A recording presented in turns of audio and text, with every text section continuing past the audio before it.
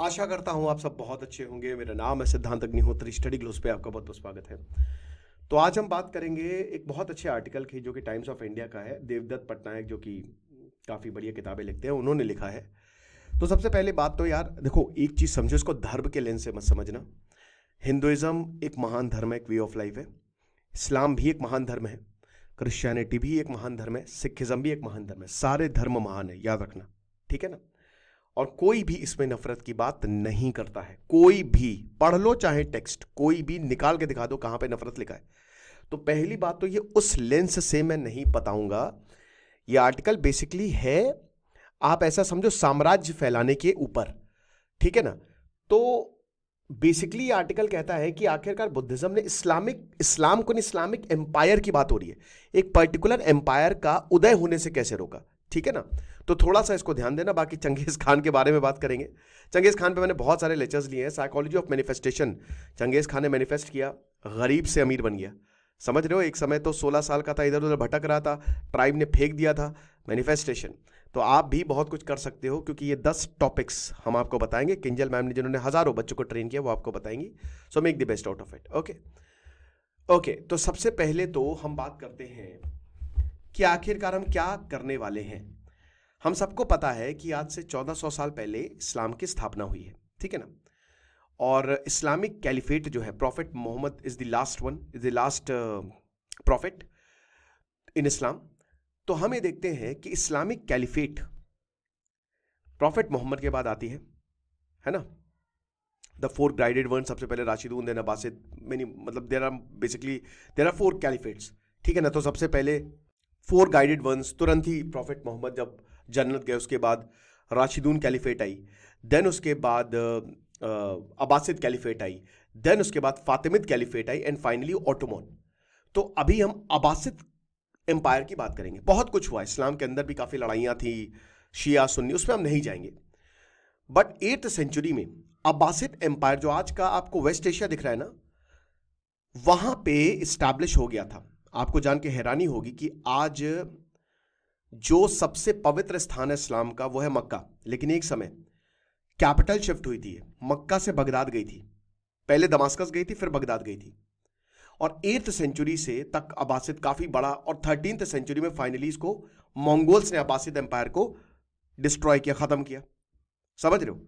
लेकिन बुद्धिज्म ने इसमें क्या रोल किया, rise and fall of Baghdad में क्या बुद्धिज्म का एक रोल रहा, और कुछ इंपॉर्टेंट फैक्ट्स हम बात करेंगे।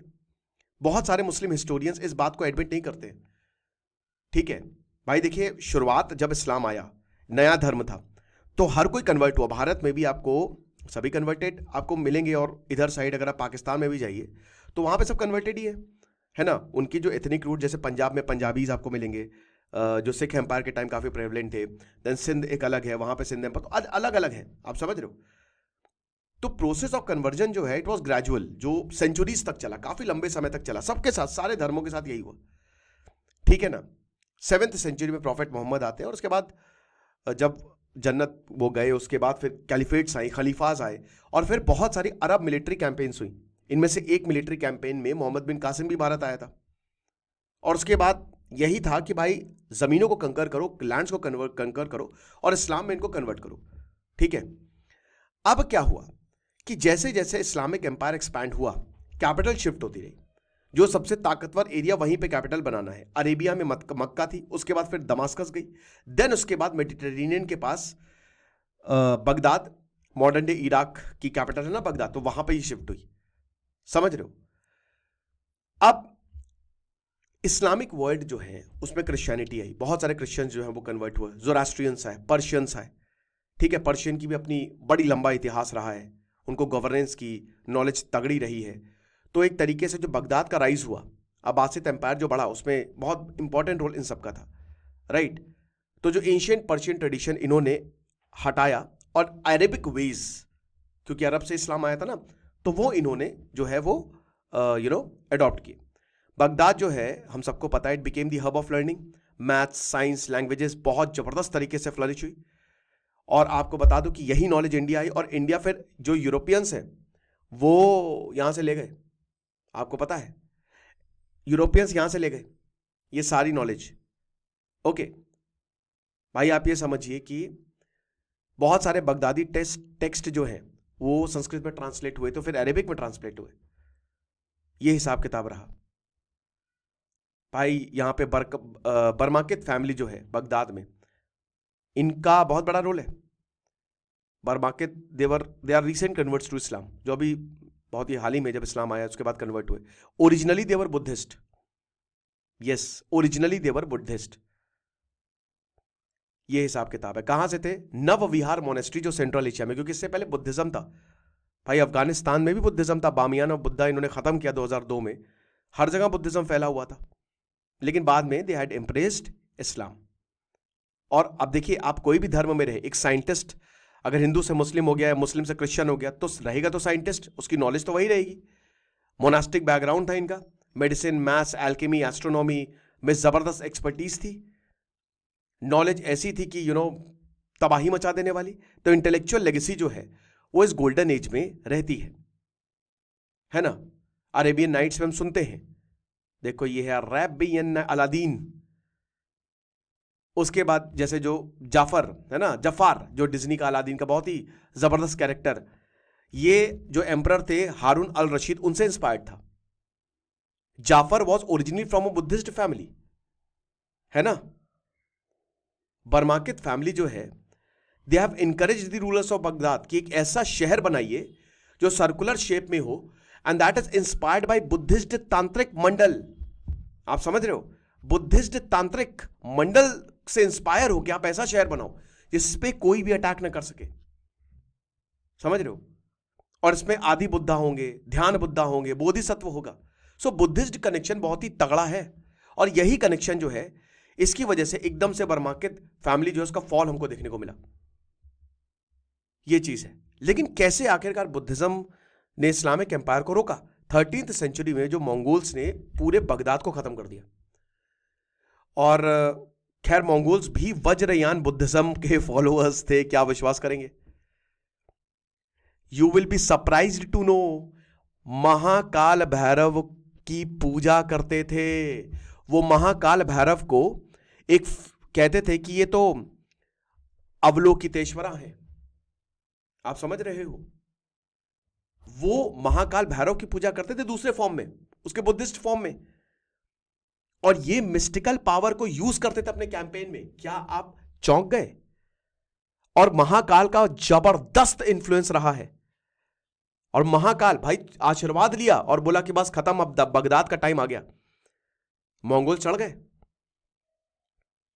जो वॉर मैजिक है तिब्बतन बुद्धिज्म का, they have drawn the attention of Mongols to Buddhism. Tibetan Buddhism में एक तंत्र बुद्धिज्म भी आता है। तो मंगोल्स इससे बहुत ज्यादा कि क्या बात है यार, बहुत बढ़िया, उनके खुद के भगवान थे। लेकिन ये जो ऑकल्ट है बहुत जबरदस्त फैसिनेट किया। और एक बार आप बुद्धिज्म में चाहे जैसे भी इंट्रोड्यूस हो, आप करोगे तो पूजा बुद्ध की ना, मानोगे बुद्ध को। और अल्टीमेटली मंगोल जहां जा गए, चाइना में गए, फैला दिया बुद्धिज्म। मंगोल्स दे वर वाइल्ड। मांचू पीरियड में चाइनीज एम्परर ने इनको टेम कर दिया, सिखा दिया था बुद्धिज्म जब इन्हें पहली बार मिले थे। भाई मंगोल जो इलखाने, जो उलुगी खान, जो बेसिकली पोता था चंगेज खान का 13th सेंचुरी में, बुद्धिस्ट और ज़ोरास्ट्रियन सिंबलिज्म हमको देखने को मिलता है, जो कि इस्लामिक आर्ट को इन्फ्लुएंस करने लगा। बहुत सारी शुरुआत की इस्लामिक पेंटिंग्स इस पीरियड में वो देखती है, एक संत है और उसके अगल बगल जो है वो विंग्स है। यानी कि ये जो आइडिया है that is rooted in Zoroastrianism and Buddhism, tantric Buddhism specially.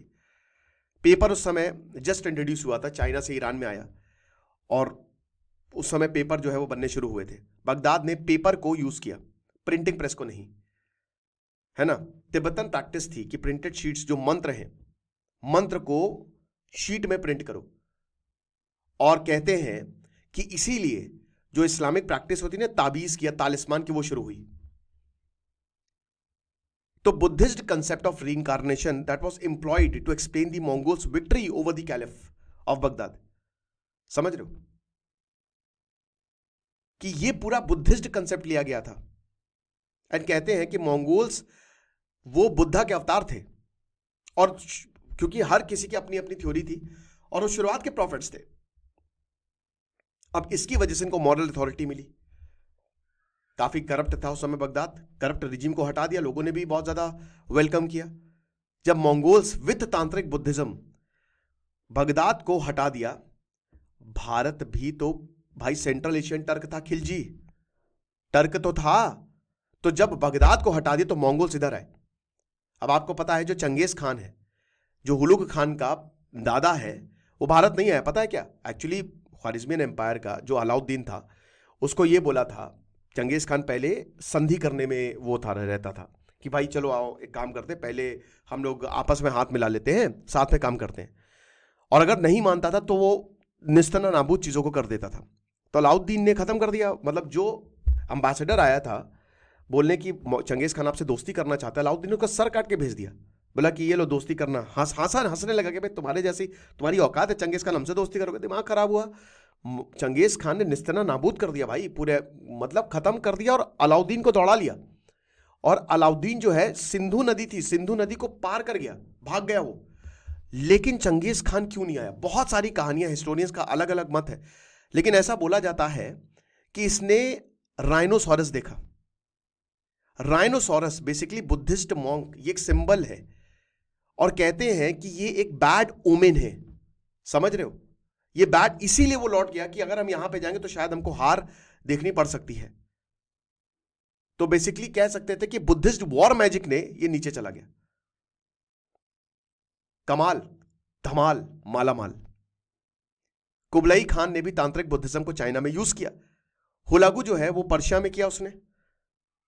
ये चीज है। तो बुद्धिज्म एक पैसिव और नॉन वायलेंट रिलीजन है, लेकिन यहां पे कुछ और ही देखने को मिला हमको। समझ रहे? आपको क्या लगता है मुझे कमेंट बॉक्स में बताइएगा। Thank you so much.